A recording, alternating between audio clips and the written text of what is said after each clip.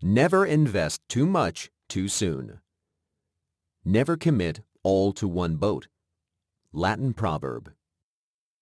In the early stages of a relationship, dating should be simple and relaxed. A date shouldn't be expensive, and it shouldn't require excessive planning.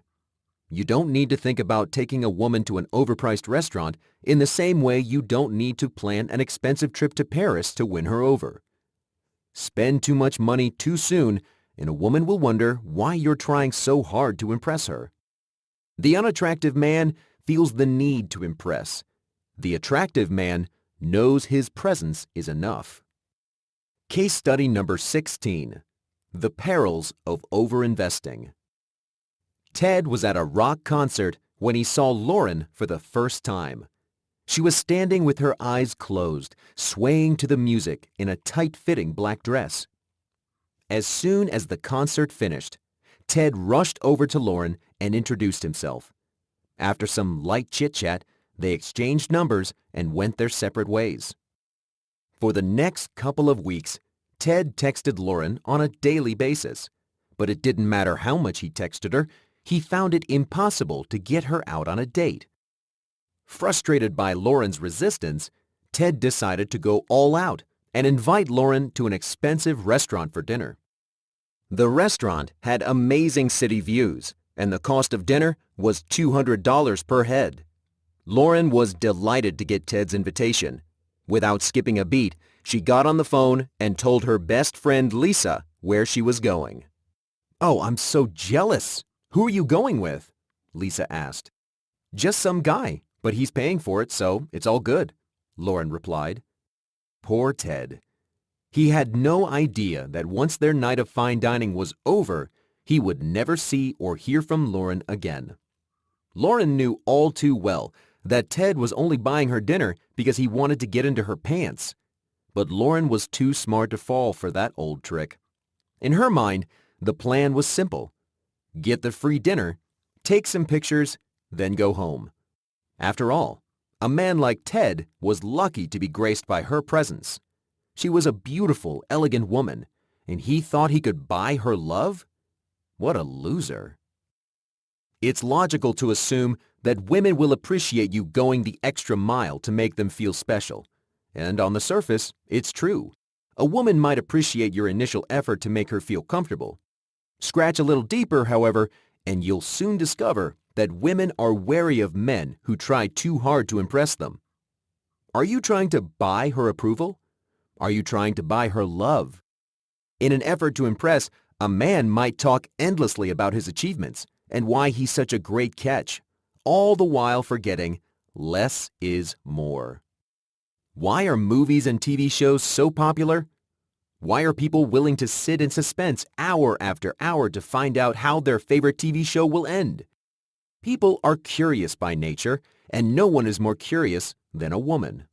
Women crave suspense, and not knowing drives them wild. The man who gives away too much too soon leaves no room to the imagination and offers little in the way of mystery or suspense. He has given away the end of the movie before it's even begun. The following scenario is played out time and time again. Man meets woman. Man begins to imagine all the great sex they'll have together. He imagines all the adventures and trips they'll go on together. He even imagines getting married and having children. One trait that is uniquely human is our ability to perform wonderful feats of mental time travel, known as chronesthesia.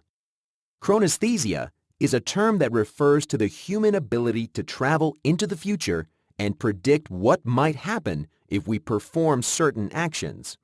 For example, you know that if you invest $5 today, it might be worth $20 in the future. And you know that if you ask a girl out, she might say yes or she might say no. Every time you predict a possible future event, you're performing an act of chronesthesia.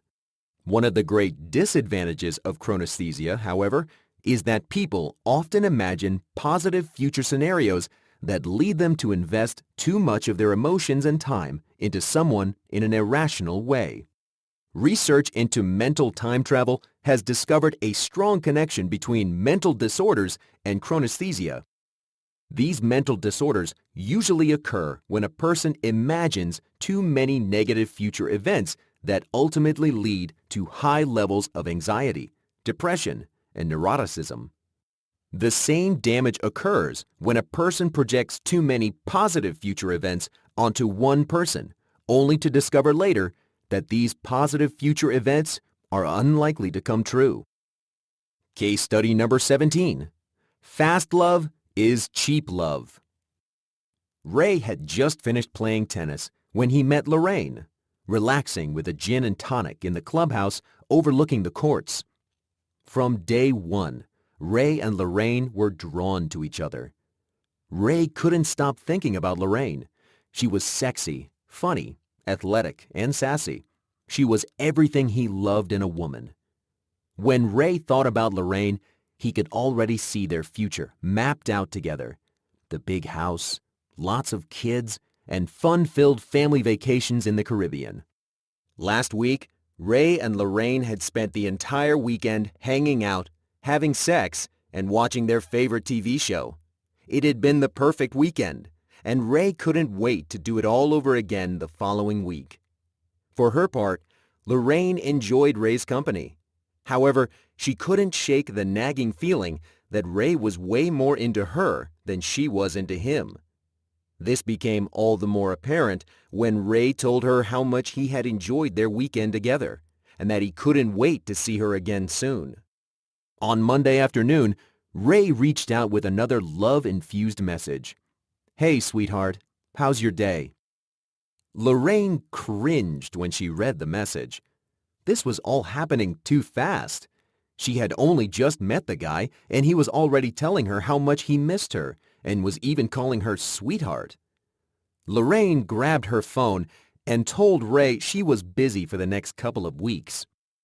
Little did Ray know he would spend the next 2 years trying, without success, to get Lorraine to see him again. How much are you willing to invest in a woman? Are you willing to invest 100% of your emotions, 50%, 20%, or less than 10%? When you invest 100% of your emotions into a woman, you inadvertently lay the foundation for your own demise. The overinvested man is only too willing to open his heart and give his love away. He lets a woman know he's there for her and is responsive to her needs and desires. On the other hand, the man who chooses to hold back is more likely to win a woman over and inspire feelings of attraction. The man who holds back doesn't invest too much too soon.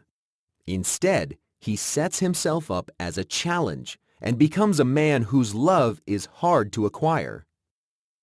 The wise man chooses to hold back his emotions in case the relationship goes south, and he discovers that he's dating a woman who's either unstable, incompatible, or unworthy of long-term emotional investment. By holding back on your emotions, you automatically become more attractive because you're neither focused on the relationship or its outcome. You keep your options open and you're reluctant to give away your freedom and independence because you value those things above all else. As research published in the European Journal of Personality points out, if a woman has to fight for a man's love and attention, she'll think more highly of him, value him more, and think about him more frequently. How do you make yourself more valuable? First, you must make your love a scarce resource, something that's hard to acquire. This all starts by refusing to invest too much of your emotions into a woman too soon. Emotional investment in a relationship should be a slow, gradual process. The attractive man holds back and never gives his love away too easily.